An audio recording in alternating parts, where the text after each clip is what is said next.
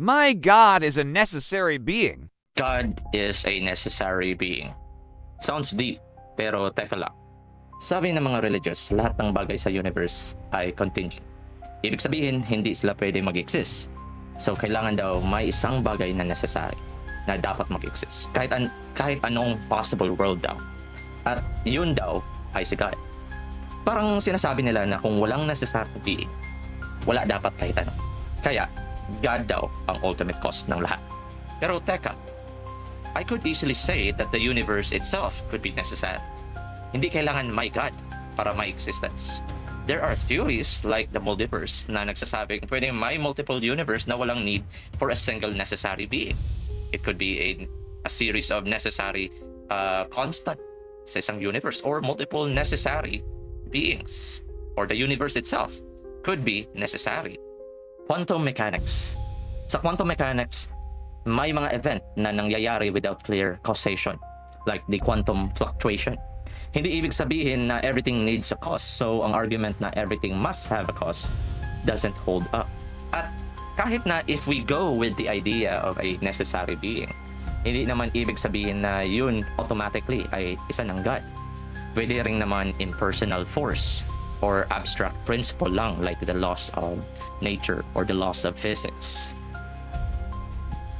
Pero ang pinakamalaking issue sa argument na God as a necessary being is yung concept ng infinite regress. Dahil kung si God is necessary, bakit siya necessary being? Kung God can exist, bakit hindi lang infinite change of being? O kaya isang necessary universe or multiverse na may God as part lang siya. Hindi lang siya ang ultimate reality or necessary things. Ang pag-invoke ng necessary being doesn't really solve anything. It just shifted the problem back. Hindi pa rin natin ma-explain bakit may necessity si God in the first place. Lastly, let's talk about Occam's razor.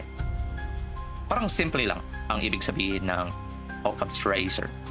If universe can be explained by natural law, bakit pa natin kailangan mag-introduce ng complex things like God, especially a supernatural God na hindi naman necessarily necessary to explain reality?